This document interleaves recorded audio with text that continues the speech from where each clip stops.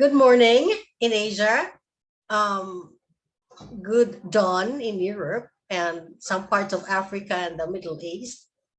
Um, Maybe good evening, good morning, good noon, good tea time, wherever you are. Greetings to all of you. Today, I'm so honored because I we have a guest, and I'd known her about 10 years ago when we were doing uh, uh, you know that the Philippines had a little bit of a dispute, a territorial dispute with a neighboring country, and I think we met in that circle of people who supported that movement against a certain neighboring country. And from then on, every time I come back home, we get to see each other. I think from that time on, I think that was 2014 when we first met. um we had coffee in BGC, and I remember you to have this brilliant skin, and I even envy you because you were telling me then that your age was this, and I couldn't believe it because your skin was so smooth and wrinkle free. And you said that your daughter had gifted you something.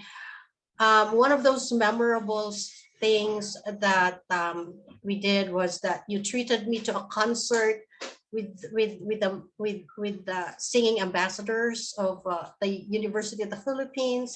We had cocktails with the ambassador and some foreign singers, and I met one of your children, Kathy, and her husband, and we had a good time. We also met in one of those parks. We had coffee, and you were starting to write your book then. And, ladies and gentlemen, please subscribe to my channel if you hadn't subscribed yet, because I really interview impeccable people with remarkable achievements in life. And so I really don't interview people also who don't raise our bar. So this woman had raised my bar. I saw her life to be, it's like made in heaven. She is successful as a wife, as a family woman, as a mother. She reared up beautiful, successful, kind, humble, loving, intelligent, brilliant, beautiful children. And they chose the best man for them. And they also have the same family now. She was a career woman, a business woman, a professor as well. And she had a wonderful marriage with, the former, of course, the husband already passed away, but they had a wonderful life. They're blessed financially and blessed with love, blessed with everything. And for this reason, I invited her to join us today so that we can learn from her. She might have some secrets that she would like us to know, because she's got a huge, she's got a loving, huge heart, and her heart was to leave a legacy of whatever, she whatever treasure, gems she has in her heart. So today she will be generously sharing with us her secret. Um, well, I think a few years back, she was diagnosed of Parkinson's disease. But even then, look at her. She still looks radiant with Parkinson's disease. So I'm not going to leave you hanging because she's already there, but I'd like you to meet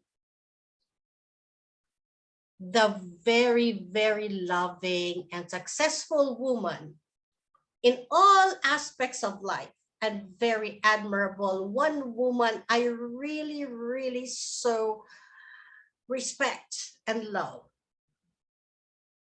Ladies and gentlemen, let's all welcome Harvey Chua. Yay. Harvey, the floor is yours. Please. Well, Angela, I don't know if I can live out so everything that you said. look at my setting now. You're in my bedroom because I slid, I fell, and broke my hip more than a year ago, and so now I work. I am wheelchair bound, and sometimes I try to walk. I walk with a quad cane, but life has changed. I still try to be happy, but as you mentioned, my husband has got. You said our marriage was made in heaven. Well, he's in heaven now, and I'm still here. And my children are scattered all over. One in the U.S., one in Canada, one in Holland, and so the pandemic has really separated us. But I'm grateful for technology because technology has kept us together. So I don't know what else I can say to apologize for for the state that I am in is not the ideal state that you described. And I hope I can share. The sharing is still continuing because my husband and I always shared what we knew. We it became a mantra for us that we would share everything, and there's no secret in what we know. We share what we know, we share what we have, and that's probably where I derive my happiness. But I also swing up and down because of the situation now, and it's difficult. But I was I was locked down for what, almost 2 years. But last January, my three daughters called at the same time for the first time, and I thought they were going to greet me a belated Happy New Year, but it turned out they were giving me the bad news that I was infected with COVID, and I got that not. I wasn't going out, but I still got it. It seems that I picked it up from one of our people here. So I decided that I would get out of my cave and go out since I may or may not succumb to COVID. Thankfully, I survived that one, but I might as well live my life fully. And so I've been going out more. So I hope that this apology for the way I am now is enough to. You don't need to apologize because what you are now is just a little portion of who you are. But you know, being in a wheelchair and still striving to be happy is a way of showing the world and the universe that you're a strong person. And that's what I admire in you. I follow your posts and you are always positive. You are never so negative about anything that happened in your life. Now, let's take the hands of time back when you were still a young mother.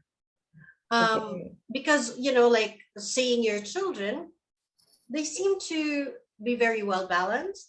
They're, of course, highly educated, but loving. um they're so down to earth, and they're still in touch with the reality even if they grew up in a family like yours. How did you bring up your children?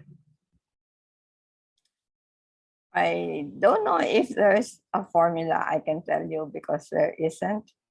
But as far as I read this book called The Prophet by Khalil Gibran, and he says The Prophet by Khalil Gibran. your Hmm. children are not your children. They are the sons and daughters of life's longing for itself. So they come through you, they come not from you, because tomorrow does not tarry with yesterday. So that has been my guiding principle in raising my children, that Hmm. they're not even supposed to thank me for whatever I've done for them, because it's it's me passing on whatever I have to my children. But now that I am 76 years old, sometimes I joke about this and I tell my children, instead of the prophet, instead of that poem that I recite to you, maybe I should have read to you a Chinese book on filial piety so that you'll be here taking care of me. Filial piety, yeah. Yeah, but that's of course not something I really would want them. I don't want them to be obliged to do anything for me, but if they do it on their own, then that will make me happy. Great. And how did okay, so you were, I don't know, I think it is true that values are really caught. They're not taught. I've spoken with a lot of people. A lot of people here. Your family is really well known to be intact and so peaceful and loving. You're not only loving among your family members, but the two of you, your husband already had, joined the Creator in heaven. Go out of your way as well and share the love outside of the community. You together.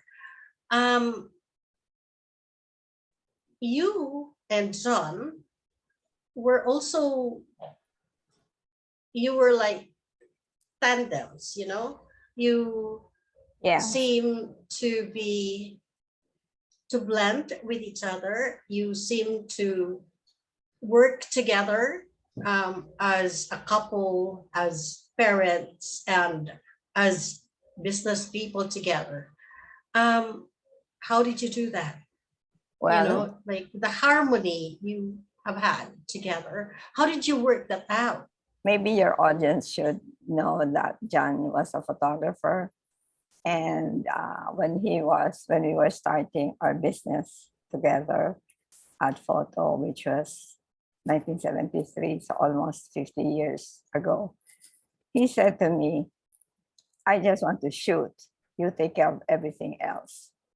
So that means I take care of all the business. I'm marketing, I'm finance, I'm sales, I'm production, whatever.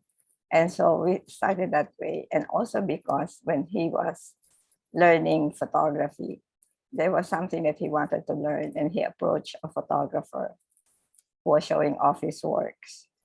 And he asked, and he was told that's a trade secret.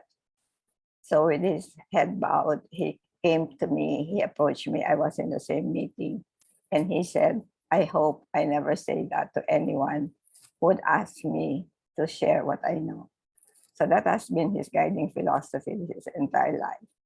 Even competitors are allowed inside our studio with the permission of our clients so that he could demonstrate and he could explain how special techniques are done. So John had always been very, very sharing. I took up social work. I used to be more generous to people in the streets, but I took up social work and learned that there are rackets there. There are people who collect from these people, and the babies that they're carrying may not be their own babies.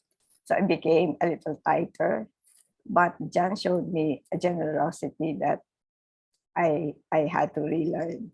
So one time we went to a restaurant and I had leftovers. I had them wrapped.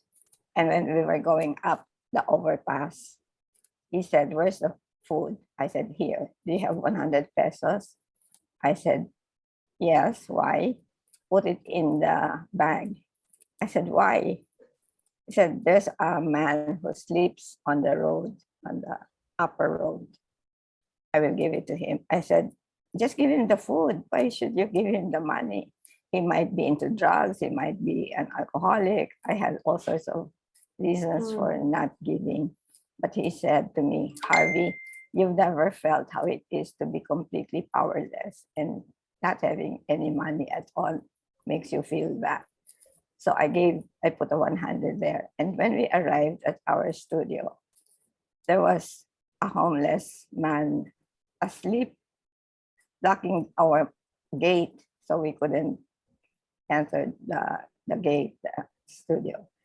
And then I said, John, call the barangay, call the police. He might be drunk, he might be drugged.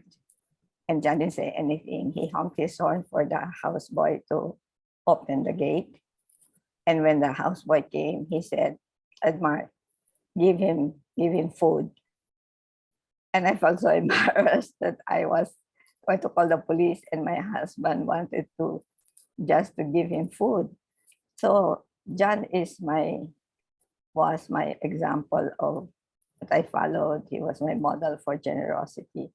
And this he learned because when he was 16 years old, he left home, being a teenager, maybe he was also rebellious. He left home and he lived in a foreign country at 16 with with just a set of clothes that he had on. So he would be the last one to go to bed because he had to wash his clothes, and the first one to get out of bed because he had to get his clothes from the clothesline. And whenever he had to renew his visa, he would sleep on park benches or benches at railroad stations or bus stations. So he had a hard life for a year, and he came home begging his mother to forgive him for running away. And then his life changed. His life changed because he knew what it was to be completely without any resources, without knowing. He didn't know anybody. He didn't have any money. He didn't have clothes. He didn't even speak the language. So John learned these things early in life. For us, I had a normal life. We weren't rich, but we weren't extremely poor either. So I learned my values from him. Oh, that's what I noticed. You really admire John. I noticed that. Well, he was admirable because he was generous and he was also very courageous. He learned to fly because he wanted to be a pilot. He learned to fly.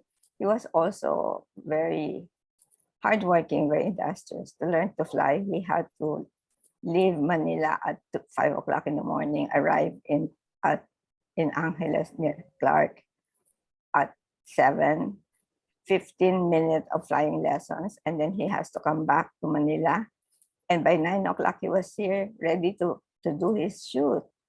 So he was like that, and he wasn't afraid. He was generous. So when he was allowed his first passenger, nobody wanted to ride with him.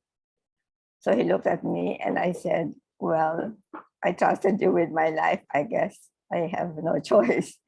So I flew with him, and when we touched down, everybody was lining up to ride with him. But when we first went up the air, this is an ultralight. It's an open aircraft, and they joke that it has a lawnmower engine for its engine. But anyway, so when we were up, I was holding the tube so tightly that my knuckles were white because, but then I told myself, if we crash, this is not going to help me. This tube is not going to save me. So I learned to let go, as John encouraged me to do. I waved at the children and the people on the ground, and my fear sort of dissipated. So I learned courage from him because I'm the opposite. I'm scared of many things. I'm scared of trying new things. I'm scared of flying. I'm scared of heights. I'm scared. But John taught me to be more courageous. So I learned many things from him. What did he learn from me? He said, if you gave me 100 pesos, I'll spend it. If you gave me 1,000, I'll spend it. If you gave me 10,000 in a day, I'll spend it. So you decide how much to give me. So that was our arrangement. We never fought about money. You know what? That's one thing you told me before. You never quarreled over money. What was your secret? Well, when he also has a sense of humor that will make fighting over money seemed really ridiculous. So when when he was just buying photo equipment because he's a photographer, I could just tell him to just sign the invoice and we will take care of paying it. But then when he started flying remote control planes, which is more of his toy than a tool for trade. So I gave him his own checkbook. I explained to him that this is the balance that is there now. Every time you make a purchase and you issue a check, then you deduct that from the balance, and then you'd never should never reach a certain balance. So I explained that. He understood that, of course, but he made a joke out of it. He told the sales people and the manager that, look, Harvey gave me a checkbook, unlimited funds, which I never said, unlimited funds, on one condition, that I'm only good for one checkbook. If I run out of checks, that's it. I cannot buy anything anymore. I cannot buy any more planes, remote control. These are toy planes. And so they knew, they understood, of course, that that's not really correct, but they played along with the joke. They played along with it. And so John had a very easy way with money. He's also easy. Easy in the sense that he's not keeping, he sees somebody that who should be given some money. He would be, even if he fired an employee, he would hand him a few 100 pesos to get him by while he looks for another job. So I had to learn those virtues from him because that's not like me. I'm more judgmental. I'm more, if you did something wrong, then you should be punished. But John was not like that. Wonderful answer. I hope that you guys there are learning from her because her story is rare. I mean, I'm really a connoisseur of excellent women and men. I'm so thankful to God, or you call it universe, for putting people like Harvey, you know, into my life. And I, I might not be close to them, but just seeing them really inspire me. Thank you for your praise. Since I met her, she became an Angela, inspiration and a role model. play it down, play it down. I might believe everything you say about me. No, You're so humble. You're so I'm humble, thankful. but I'm that's really thankful what I for saw. everything. Like, everybody around you loves you. Your children, your husband, your friends, your students, because you used to be a professor. Your students. So everyone has good words about you, Harvey. I don't know that. Is it because you're very humble in spite of all the blessings that you're enjoying? Well, except of course when John died, I really saw your health deteriorate.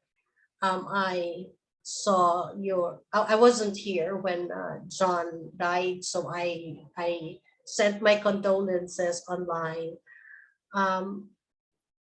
When John died, when he joined the Creator, um, how's life after John? And especially it it was followed immediately by the lockdowns because he passed in 2018. And soon after, the next year, 2 years lockdown, and now we're still battling COVID. I mean, not only the country but the whole world is still battling COVID. So it hasn't been easy. I've had my low moments, I've had my deepest moments, but life goes on. I pray, and I try to pray every day. But praying in my own bedroom, praying, following the mass on TV and the rosary on TV, somehow it's not as satisfying as hearing somebody, as hearing mass in the church. And I was at church last Sunday and I was praying to God for not only spiritual but also physical health. And I heard, not I didn't really physically heard, but I heard in my heart God telling me, okay, but exercise. Because I've been skipping my exercise. Exercise, yeah. I've I've not been consistent and I've not been regular. So God told me to help take care of myself. So, Um, but how was your book? I- I'm really looking forward to reading the book that you were writing the last time we met. well, it's The been last time 10. we met, you were carrying your laptop while we were having coffee. I think in Makati Square. There was a coffee shop there, and we had coffee. And I was I, about to publish my, I think, no, not yet. I was also writing from Passion to Profit, My Love Affair with Pentium 4, and that's why we got together. Um, how's that book that you're writing? I really like to read it. well, my daughter Sasha, she's into free everything. She's also very generous in sharing what she knows. And she said, instead of printing that book and then waiting for feedback, why don't you share it now? Have a website, have a blog. So I changed the format from book to a blog. It's there, but So from book to blog. So you have a blog, and it's your daughter Kathy who's no, managing the blog no, no, for no, you. no. Sasha was the one. Sasha is my youngest daughter. She's into open source, Ah, your everything. daughter Sasha. But she she suggested that have I post blogs on the business tips that I was sharing in the book. So instead of waiting for a book to be published, it's there, it's open, it's available to anyone. But because of Parkinson's and because I have difficulty writing and even typing when my tremors are very strong, it's hard to do that. So I'm afraid many of my projects are on hold. But and also because of the pandemic, I used to meet up with 3 or 4 or 5 other friends at least once a week at a coffee shop at Ayala Triangle Park. And there we are just working together. We're not checking each other's works, but we're just having fun, writing, doing our projects, doing our writing projects there. And so that somebody can be watching our computers while we go to the ladies' room. So and then we can make chit chat just before we get serious with the writing. But because of the pandemic, that has stopped. So a lot of my activities have been stopped by the pandemic. But now that there's some loosening up of requirements, I'm still careful. I still don't go out without a mask. Even here at home, I wear one, except for this interview.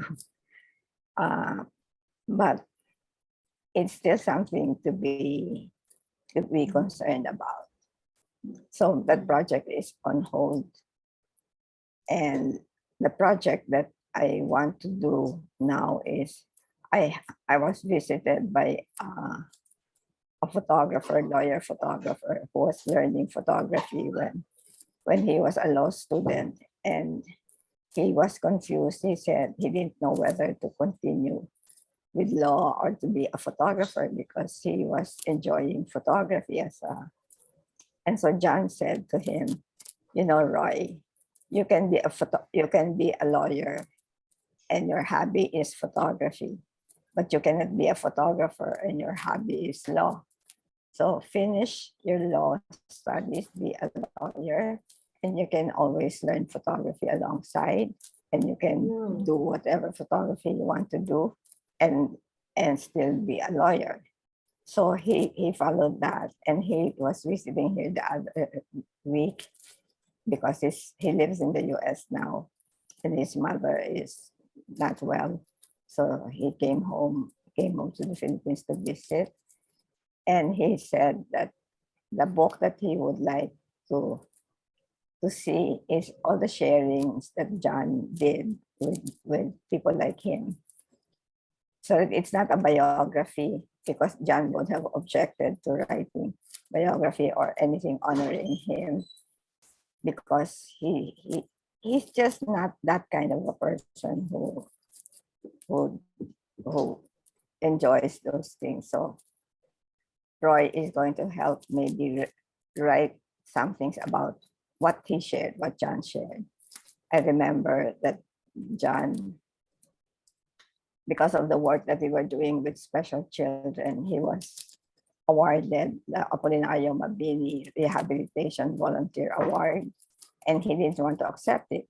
I said, why would you not accept it? They're recognizing your help, your advocacy.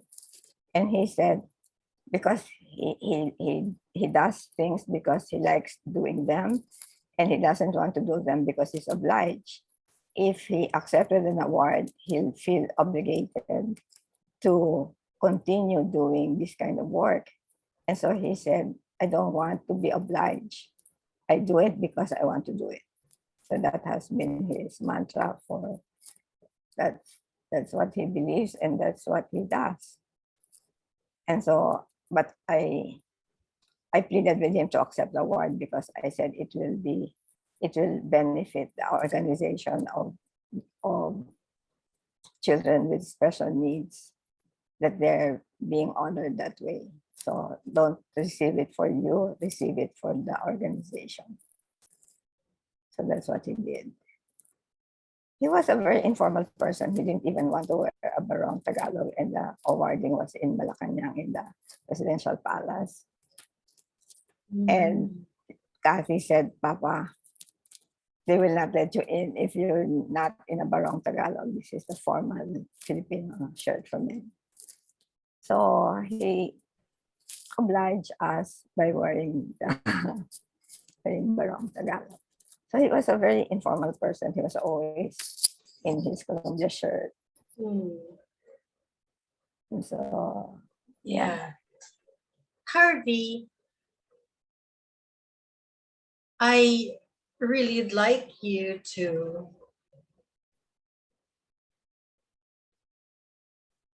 share with us your secret recipe for a happy life. Happy, successful, loving life. I think if I will describe your life in a nutshell, it is almost excellent. You, as I've said, because the greatest joy I think of a mother is seeing her children succeed, not only career wise, but also family wise. All your children are living happy lives, like they're having own careers and happy family with responsible husband, loving husbands too. It's like you just replicated the kind of family that you brought them from.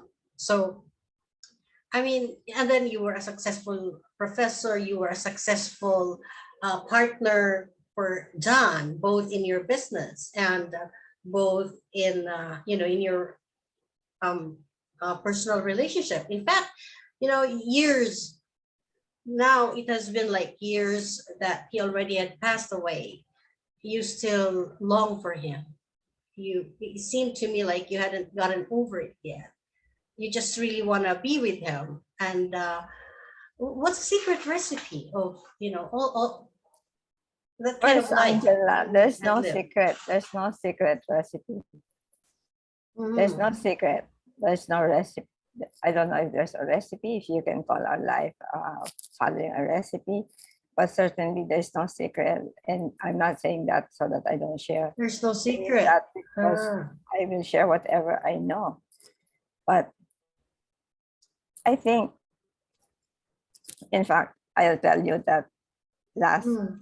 2 weeks ago, I had to consult with a neuropsychiatrist because I felt that I was getting depressed. There were times when I just want to sleep. And after chatting with him for an hour and a half, he said, Harvey, I don't think you're depressed. I think you're very, very sad. And sadness, you have that power within yourself to fight off sadness. Depression, maybe we can help with a little bit of medication, but I don't sense. And he said, 4.5 years or for almost 5 years is too long to grieve for your husband. But I said, Mm. but I still miss him and and when I feel down, when I feel sad, I do what I call, well, I don't call it, it's something that's, the term for it is self-affirmations. So I learned this from a photographer who was shooting, and all Affirmations. he was seeing all shadows, and he was getting disappointed that he couldn't shoot a beautiful sunset. And then he turned around 180 degrees and he saw this beautiful sunset, but Mm. his back was to it, and because he was looking at the mountains or the Mm. whatever was in front of him. So the lesson I learned is turn around 180 degrees. Mm. So whatever it is that you're feeling, I go to a mirror, I go to John's picture and I say, I am happy, I am cheerful, I am strong, I am The all this, affirmation, yes, yeah. all the opposite Uh, of what I was actually feeling, right? yeah, yeah, yeah. And then one time I said, I'll try to challenge my mind and then I'll say only words that begin with the same beginning letter. And so I was saying, I am strong, I am sweet. And my granddaughter said, Lala, you're sweet soup, sweet soup. And and then I reached a point, I had a few of them already recited. And then I said, I'm super califragilisticexpialidocious. And I couldn't remember the last part. So I kept repeating, I'm super sorry. And so I said, I'm sexy. And I said, Yes, you're sexy. I said to myself in the mirror, I said, John, don't laugh at what I said. John, don't And of don't course, laugh. he's probably laughing in heaven at the Yeah, John in craziness heaven I is was smiling doing. at you. Was laughing at me. So, and then my studio manager, one time I was also feeling sad. And she said, Mom, you said, turn around 360 degrees. I said, Celine, if I turn around 360 degrees, you'll back where I started from. I said, go back and learn geometry or whatever. So, you know, I, I, I laugh at those little things, and that takes away whatever. It doesn't take away completely, but it takes away the sharpness of the pain and of the sadness, because you're laughing at yourself, you're laughing at. And then my caregiver, when the first time that we had a COVID case in the house, it was our driver and our cook. Now we have a fourth floor, one room deck. And I said, thank you, John, for leaving behind a big enough place so that we could quarantine our cook on the fourth floor, our driver on the third floor. Mm-mm.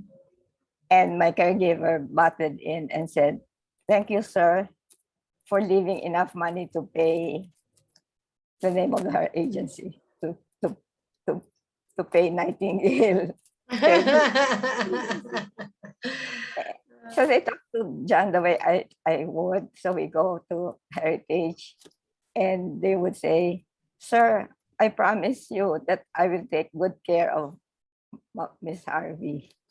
So they join in my crazy relationship Mm, with my husband in heaven and I'm here. mhm, So I try to,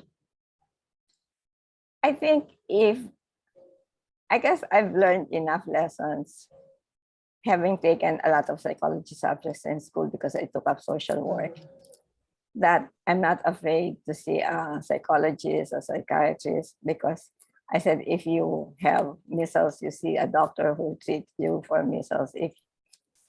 If you have whatever ailment you have, you see a doctor. If so, if you're ailing, if you're mentally or you're emotionally needing help, why not?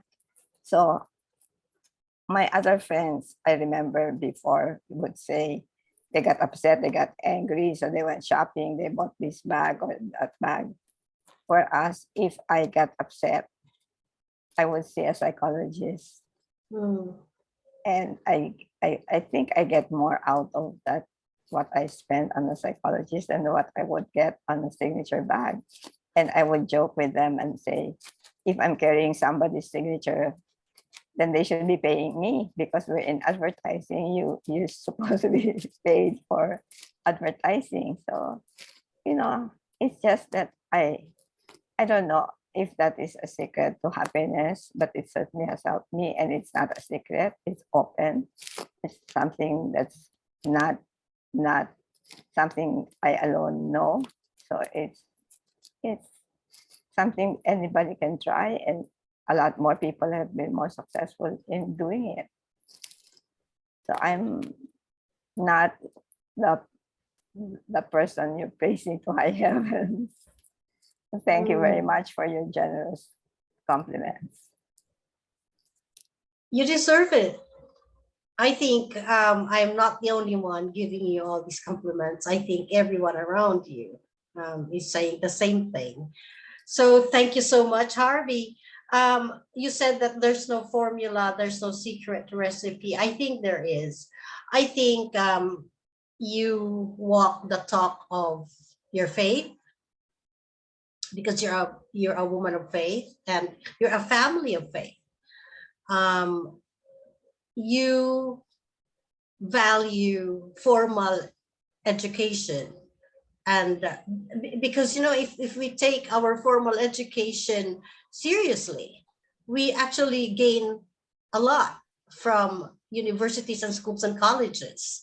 One of those is discipline, social skills, spiced, um, good language, communication skills, and that. You are a family of highly educated people. Schooled and at the same time educated and cultured. What else? I think because you and John and your children are so positively charged with this kind of positive energy, you have attracted good people into your life. Um, and so, because you attracted good people in your lives, because you are good people yourselves, you prospered. Well, another story is how you started and how you succeeded in business, but that's another story. So, and then as you received, you gave back. Your generosity had paid off. Good karma, in other words. So But I think you are just so humble to say that there's no recipe, but there is, and I saw it, and that's why I wanted people to meet you, and I wanted them to learn from you because. I think I think a Mhm. sense of humor is important, and I think for that it's not me. It's really my husband and also my daughters, especially my daughters, Kathy. She's our second daughter, and she developed a very rare type of cancer. She's the one who Mhm. lives in Holland now, and Mhm. she was asked to choose between life or limb, and of course she chose life. and she has more to share. She's a very good writer as well. And one time, after her amputation, she went to her PT class wearing a shirt that says, "It costs an arm and a leg, but I negotiated." But she only has one leg, so it costs an arm and a leg, but she negotiated. She kept her two arms. She has only one leg, and and even now she makes fun of what of her amputations, and she said she she was going to a beauty salon for a pedicure, and she was going to ask for 50% discount because she only has one leg, one foot. But she said since she realized that there's the same basin for both feet for normal people, for her it's one, but it's still the same basin, so she did not ask for the discount. So she's very funny in that way. She's very brave and courageous. My other daughter, Sasha, naman would send me things to remind me on can how I can uh, what I can do to keep myself from going down, from going very, very sad. And if I'm so it's all of us contributing to each other's growth, I think. And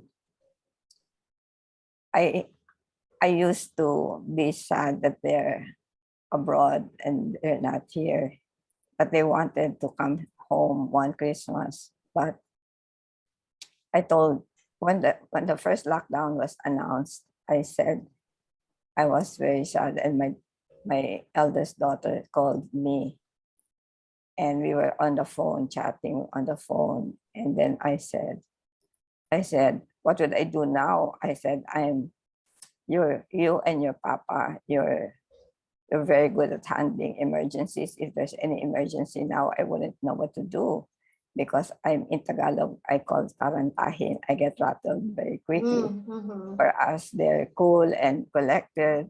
Even if there's a fire next door, they can evacuate very, very quietly and systematically. But I'm not. I'm I'm rattled.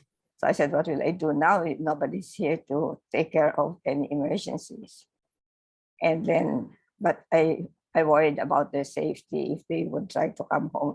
I said, if something should happen to me, if something should happen to me, I said, don't try to come home because I don't want you getting infected while you're traveling. So don't. I said, don't worry. When it's my time, when it's my time to go, Papa will come down from heaven with a motorcycle from heaven to fetch me. But motorcycle was our first vehicle, Jad and I, when we were just starting. So I laughed at what I said because I said, Papa will fetch me with a motorcycle from heaven. But the next day I saw a helicopter and I said, Lord, cancel my request for a motorcycle from heaven. Then let John fly a helicopter to fetch me. So I laughed at myself. I think the ability to laugh at yourself is one. It's not a secret, but it's one of the ways that I pull myself up from the very bottom that I'm hitting when I'm feeling sad. I look for something funny to cheer me up, even if the funny is me. I mean, to be laughed at is me.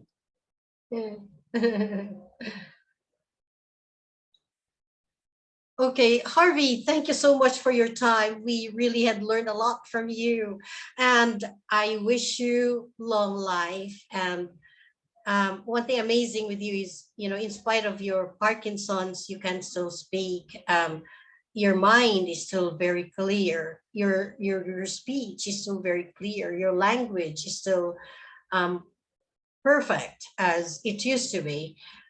I have You're a speech very therapy. blessed woman.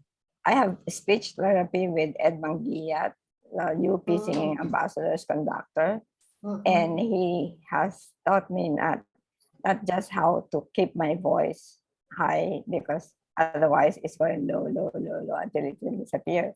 So he would say, yoo-hoo, Ah, yoo-hoo. And then he would yoo-hoo. say, you're a Ah, witch. You ah. laugh and you say, hee hee hee hee hee. Hee hee hee hee hee. And if you keep Ah, keeps that that's to artificial keep laugh, your it clicks voice and becomes, high. and Ah, it, yes, and it keep, when you do an artificial laugh like he or ho ho ho or ha ha uh-huh, ha, uh-huh. at a certain point it clicks to become a natural laughter. Try Ah, it. yeah. You say, Mm. and that's not my formula. That's a lesson I learned from Ed. He says, go, okay, you're Santa Claus. You say, ho ho ho, ho ho ho ho ho ho ho. Ho ho ho ho ho ho ho ho ho ho ho ho ho ho ho ho. Ah, It it transforms into a natural laughter, into and then another laughter. You're right. so from something artificial, it goes there, and then he said that the reason why I don't think I can sing, I told him that when somebody's having a birthday and they're singing happy birthday, I'm just pretending to be singing, but I'm not. I'm just lip sing, but I'm not really singing because I cannot sing. He said that's probably because somebody when you were young told you that you can't sing, but maybe you can. So stop thinking about that, and Mm. then it will come. So he's been teaching me, and he grades me, and he would say 97, and I said, you're just being kind. You're just being kind to me. But I see that, yeah, now I can try to sing Bayang Magiliw Ah, ah. or Happy New or Happy Birthday, Mm, and mm, I try. So things like that. So I have friends who help me cheer up. I have friends who help me learn even new skills like singing. All my entire life, I thought that I couldn't sing. I still cannot really sing in public, but at least I can sing and be satisfied with my singing by myself. I have many friends who help me, and of course my own family. Sasha mm. would send me writings, and Ching, my eldest daughter, who's in the US, she's just posted something and made a proposal for Banawe, a place that my husband and I love very much. And so we're going to do a project for the town of Banawe to have, hopefully, to have a photo exhibit there. So we we we love, I guess, because instead of focusing on ourselves, we look at the people we'd like to help, and then the children that we've been helping. 2 weeks ago, I attended SM's 100 Days of Happiness, and one of the boys that we met many years ago when we started our advocacy for special children. He's one of the models there, and then he saw me right after the fashion parade. He was one of the fashion models. He came down and hugged me, and I was crying. It was tears of joy, and he was also crying. So we were Ah, crying out of happiness for each other, mm. and I'm I feel wonderful about the work that we've done, and I'm sorry that the pandemic has made it difficult to continue with the advocacy work. But hopefully, as soon as things are better and safer, we can continue. And Mali, the elephant that Home John took care of at the zoo, she's still there, and the zoo is, well, as soon as it really opens to the public, I'm not sure that they have. But there's so many things that John started that I want to continue. Wonderful. Thank you so much, Harvey, for sharing with us your precious life.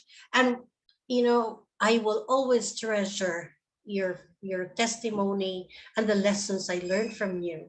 And one thing that I would like to emulate is your sweetness. You're a sweet fighter for life. Sweet soup, according to my granddaughter. Sweet soup, because Sweet I soap. said all S, right? Sweet soup, A soup. sweet soap. Oh my goodness. Yeah. All right. So thank you so much. We only have 1 minute more to go. Okay, Please, thank you very much. please, if you have some gems to share with us, more of that, please. 1 minute, please, Harvey. Well, believe in God, share what you know, share what you, and turn around 180 degrees when you're feeling low. And I don't know what else, but whatever nuggets of that you can pick up along the way from the people around you. You don't need it from me. I'm sure somebody in your family is more cheerful, then pick up the cheerfulness. Somebody is more generous, then be more generous like that person. So just pick the best qualities that you're seeing in the people around you and emulate them. That's it. Thank you so much. And I'm sending you my prayers and love. I'm Thank sending I need you healing. You know, you can still live long life, like up to 150. A wise woman like that. you should live on earth for a long time so that you can 103. still share your wisdom to a lot more of people. And as you had inspired my life, I know that you had inspired a lot of people out there. I know that you will still be inspiring some new people that you're going to meet. Okay, so with this, ladies and gentlemen, thank you. I always bring people to you, okay, to this channel who are inspiring, very, very inspiring. So follow our channel, click on subscribe there, and next there's going to be a lot more of inspiring people that I'm going to interview. Thank you so much, Harvey Chua, for being with us. And once again, mabuhay ang Mabuhay. Pilipinas and mabuhay tayo, mabuhay kayo. Mabuhay. Thank you very much. Bye for now. Bye. Bye for Salamat. now. Salamat. Bye-bye.